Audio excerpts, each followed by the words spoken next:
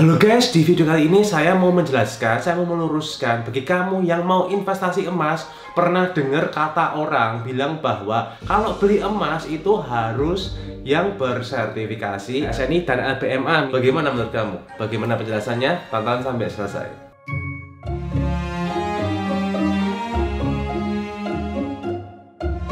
Tolong bantu saya dengan tekan tombol like dan berikan komen untuk tanda dukungan kamu untuk channel ini agar terus berkembang, sehingga semakin banyak teman-teman yang terbantu dengan channel ini. Terima kasih banyak ya. Bagi kamu yang belum subscribe dan bunyikan loncengnya, langsung subscribe dan bunyikan loncengnya sekarang, karena saya tuh tidak selalu upload tuh video kayak gini. Saya terkadang itu buat harus update. Caranya klik di komunitas atau community itu di tabnya, klik aja, dimana saya akan update menurut grafik analisis pergerakan harga emasnya ini, range-nya di berapa akan kemana. Saya itu memberi info itu di sales update ya. Jadi bagi kamu yang belum subscribe dan bunyikan loncengnya, langsung subscribe dan bunyikan loncengnya. Oke, sebelum saya jelaskan bagian sertifikasi LBMA, saya mau mengingatkan kalian atau bagi kamu yang baru mampir ke channel ini, kalau kamu sudah lihat video saya sebelumnya, selalu saya tekankan bahwa kalau kamu memang maunya itu adalah investasi, tujuannya profit yang paling maksimal tentunya,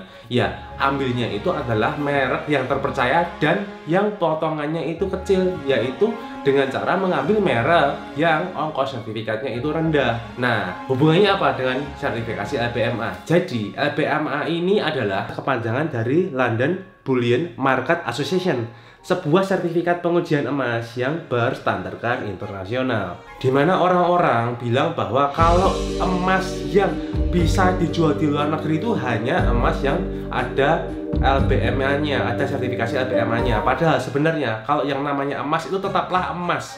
Misalkan mau dibawa ke luar negeri, tapi ini nggak boleh ya dibawa luar negeri dalam jumlah banyak. Maksudnya ya kalau kamu nggak ketahuan bawa, kamu kantongin ya nggak masalah. Jadi sebenarnya bisa dijual walaupun tanpa LBMA, tapi itu tidak boleh guys. Karena misalkan kamu ternyata telah memilih untuk, oh saya mantepnya yang ada sertifikasi LBMA, tapi ternyata misalkan merek tersebut tadi kalau potongan jual belinya itu tinggi, ya sama aja, kamu untungnya jadi lebih lama, potongannya itu jadi besar karena sertifikasi yang tinggi. Karena sebenarnya kalau makin rendah potongan jual belinya, itu makin cepat untung. Jadi belinya yang potongan jual belinya itu rendah, yang sertifikasinya ongkosnya rendah, dan yang terpercaya itu aman guys sebenarnya. Nah, kalau saya bilang kenapa aman, kalau beli toko yang terpercaya itu kan toko yang ramai, banyak cabang, dan sudah lama berdiri berpuluh-puluh tahun. Artinya sudah banyak orang yang ngetesin, surveiin, nyoba gadein. Jadi kamu aman, mereka sudah bantu survei kamu sebelumnya. Jadi kalau misalkan ada sesuatu atau berita yang mencuat, ada kasus gitu, itu sudah keluar ya guys ya. Lalu yang kedua, ada beberapa merek emas yang menjanjikan bahwa kalau misalkan sertifikatnya itu sampai rusak, hilang, lecet, itu tetap diterima gitu ya. Kamu jangan mudah percaya, karena apa? Ya memang diterima, tapi tunggu dulu, diterima dengan harga berapa? Diterima dengan harga serendah-rendahnya gitu ya. Misalkan kamu kan nggak tahu gitu, kamu harus cek dulu.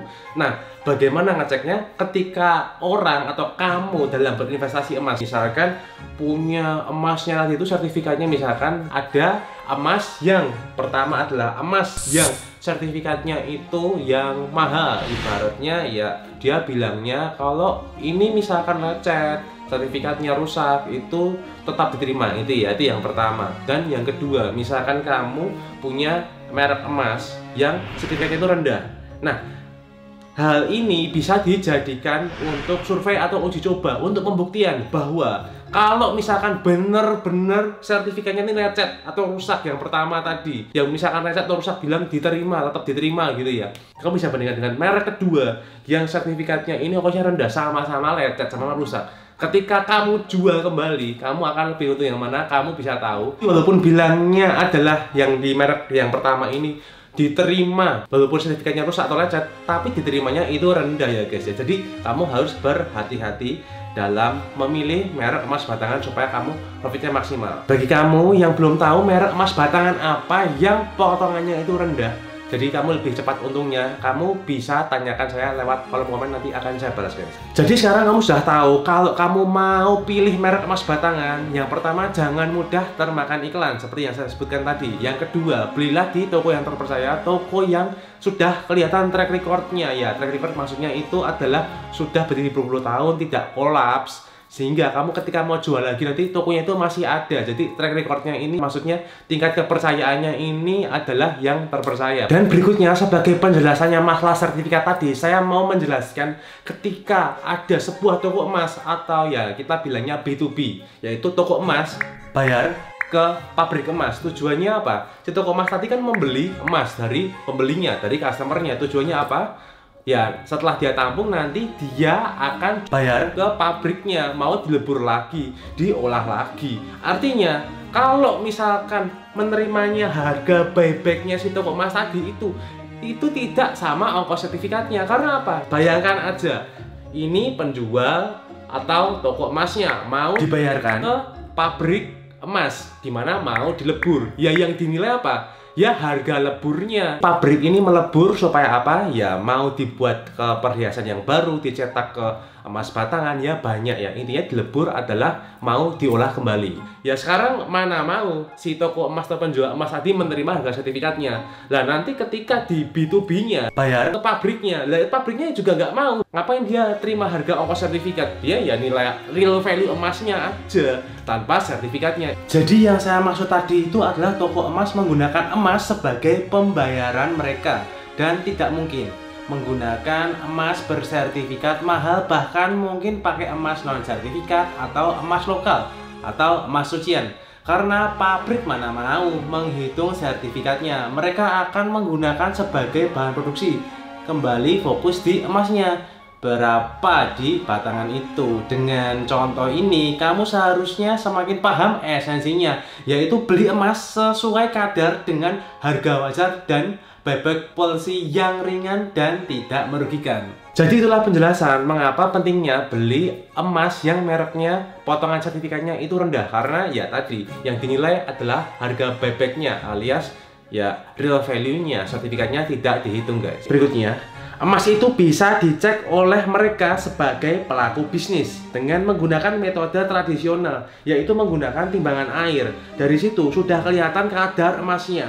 Nah, bagi kita orang awam, kamu bisa mengetes ke Pegadaian atau ke bank syariah. Caranya gimana? Caranya bilang aja kamu mau gadaikan emasmu. Jadi nanti kamu bilang ke CS-nya atau ke marketingnya Pegadaian atau bank syariah, bilang bahwa mau gadaikan emas kalian. Dengan begitu emasmu tadi akan dicek apakah sesuai dengan sertifikatnya. Jadi itu gak perlu lagi yang namanya pakai sertifikat ya, kayak sertifikat LBMA sampai SNI. Jadi udah gak perlu lagi karena sudah dicekkan oleh Pegadaian tadi guys. Jadi itu adalah sebuah cara atau strategimu ketika kamu mau investasi emas. Pilih mereknya tuh nggak perlu beli sertifikasi yang harganya itu tinggi ya. Jadi tinggal kamu cekkan dengan cara saya yang tadi sebutkan. Ya sebenarnya ada beberapa merek yang memang menggunakan strategi marketing mereka dengan menjual merek emas mereka itu untuk dijual dengan harga yang lebih tinggi dengan sertifikasi tertentu gitu ya guys. Itulah yang membuat harga selisih jual beli makin tinggi. Nah tapi ini ya, kalau misalkan ada merek emas yang sudah misalkan sertifikatnya bagus atau SNI atau LBMA tapi potongannya itu rendah, ya gak masalah guys, kamu bisa ambil. Masyarakat kita ini sering terbiasa kemakan hal-hal atau informasi yang mementingkan pihak tertentu tanpa melihat esensinya. Harusnya kita lebih mementingkan esensinya atau konteksnya. Misal dibilang harus SNI kalau investasi. Contoh, kalau ada orang yang bilang kalau mau investasi tetap harus ambil yang SNI. Tunggu dulu, harus dicek dulu. Ingat, investasi itu inginnya apa? Ingin profit lebih maksimal. Jadi kamu harus cek dulu. Ya, misalkan yang SNI tadi itu ya pilihlah yang potongan jual belinya rendah ya.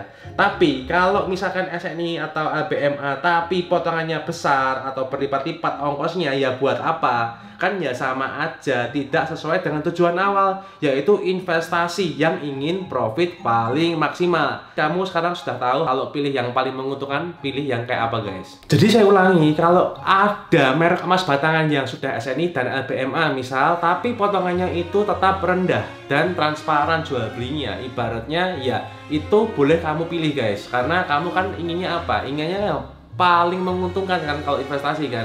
Ya, berarti kamu sekarang sudah tahu. Oke, untuk rekapnya, intinya kalau misalkan kamu bingung harus milih emas batangan yang merek apa, itu kamu harus breakdown dulu satu-satu. Yang pertama, kamu mau investasi, artinya kamu ingin profit maksimal, berarti kamu pilih dulu emas batangan yang mereknya itu potongan jual belinya yang rendah. Yang kedua, kamu pilih merek emas tadi yang terpercaya, yaitu yang bisa kamu pegang kadarnya. Karena logikanya mudah kok. Misalkan ada sebuah barang atau merek tadi, emas batangan yang sudah beredar di masyarakat, kalau sampai ada kasus atau ada berita buruk, itu sudah mencuat, ibaratnya ya sudah tersebar. Jadi kamu nggak usah khawatir lagi kalau ada merek yang misalkan sudah tersebar dan banyak orang yang megang guys. Atau misalkan ada kekurangan di sebuah merek tersebut, sudah beredar beritanya. Jadi kamu nggak usah khawatir lagi, kamu sudah dibantu survei oleh banyak orang guys. Jadi emas bersertifikat SNI itu adalah patokan bahwa merek tersebut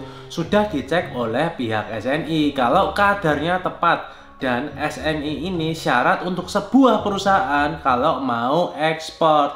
Tapi kalau kita sebagai retail dan mau investasi emas, tidak tepat jika mementingkan SNI, tapi posisinya membeli merek yang selisih harga jual belinya tinggi.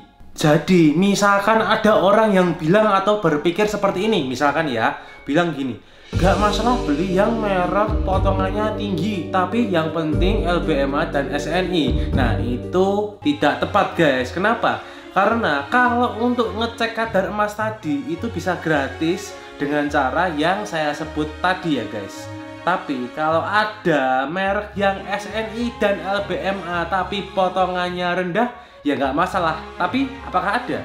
Dan kamu tidak perlu khawatir kalau misalkan ada orang yang bilang seperti ini, yang bilang bahwa kalau beli emas itu harus yang bersertifikasi LBMA dan SNI supaya bisa laku dijual di luar negeri. Itu salah guys, karena kalau mau dijual di luar negeri pun ya nggak perlu namanya LBMA dan SNI ya. Karena ketika kamu jual, kamu bawa emasmu ke luar negeri ya, itu bisa tapi dalam jumlah kecil atau hand carry.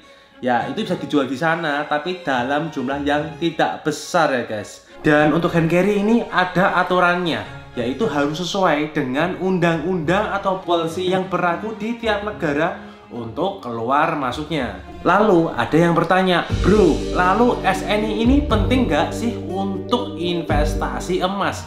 Jawabannya, kalau sebagai customer ya penting-penting nggak penting. Karena kalau SNI-nya hanya digunakan untuk menjual merek tersebut dengan lebih mahal, atau itu hanya sebagai USP atau unique selling proposition supaya profit taking lebih besar, ya itu nggak penting. Bagi kamu yang belum tahu apa itu USP, USP adalah faktor penting yang harus dimiliki setiap brand atau merek agar bisa lebih menonjol dari kompetitor. Dan karena tadi sudah saya jelaskan cara mengetesnya yang gratis, kamu sudah nggak perlu lagi beli mereknya yang harga sertifikatnya mahal ya guys. Tapi tetap harus ingat beli yang terpercaya.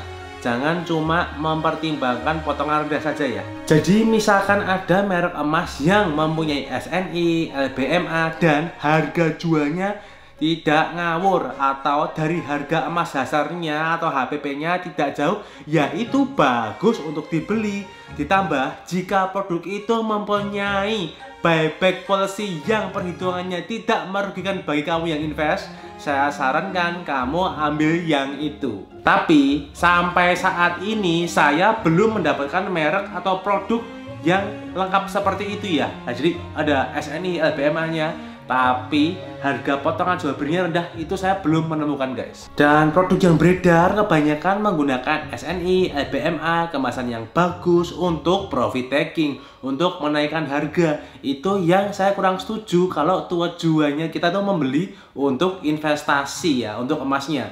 Karena jika kamu membawa emas ke luar negeri misal, yang artinya dalam hal ini adalah sesuai dengan hand carry policy yang boleh masuk atau keluar ke negara itu. Jadi secara legalnya misalkan boleh membawa gitu ya. Nah, ketika kamu jual emasmu tadi ke luar negeri, itu akan dinilai kadarnya saja. Tidak peduli kamu bawa produknya itu yang kemasannya bagus, dipres. Misal ini, kalau di Indonesia emas yang kemasannya bagus atau dipres dan lain-lain itu harganya lebih mahal, atau sertifikatnya yang sangat canggih bisa di-track tapi sertifikatnya mahal. Misal kamu beli ya percuma, sampai di luar negeri misalkan mau dijual gitu ya, ya sertifikatnya tadi atau kemasannya itu digunting. Jadi percuma digunting untuk dicek, diambil barangnya untuk dilebur kembali. Jadi tidak peduli kemasan sebagus apapun dan sebagus apapun wujud emas batangannya, ya tetap akan ujung-ujungnya dilebur dan dicek di lab internasional. Jadi kamu akan dihargai dari berapa berat emas tersebut, kandungannya berapa, dan dikasih harga emas saat itu tanpa dihitung ongkos sertifikatnya. Jadi saya buat video ini karena untuk membantu teman-teman di luar sana yang terkadang concernnya dalam investasi emas ini sering terbalik-balik, dan itu yang digunakan oleh beberapa orang untuk menjual merek produknya lebih mahal, yaitu dijadikan USP seperti yang saya jelaskan tadi. Karena ya masih banyak orang yang mau investasi emas itu belum tahu concernnya apa, jadi mudah dipengaruhi. Jadi kesimpulannya, ambil merek emas yang terpercaya, yang mempunyai track record-nya itu sudah lama dan bagus untuk membuyback produknya, yaitu harga jual dan belinya itu yang ringan, transparan, dan harga sertifikatnya tidak mahal. Itu aja sudah cukup guys. Jadi sekarang kamu sudah tahu kalau untuk investasi emas itu tidak perlu dilihat dari bungkusnya atau modelnya seperti apa, karena kamu sudah saya kasih contoh, yaitu seperti metode ketika jual emas di luar negeri yang saya bahas tadi. Metode itu sangat bagus untuk mengubah persepsi kita yang mau investasi emas. Oleh karena itu, akhir kata, jangan melihat buku dari covernya saja. Don't judge the book by its cover. Jangan melihat emas dari mereknya, dari bungkusnya, dari keadaan fisiknya saja tanpa memperhitungkan selisih jual beli yang tinggi. Karena dengan persepsi yang benar, kamu bisa memilih produk yang paling menguntungkan. Oke guys, sekian video dari saya, semoga membantu. Kalau kamu ada pertanyaan, langsung komen, nanti akan saya jawab atau saya buat di video berikutnya. Thank you for watching and see you in the next video.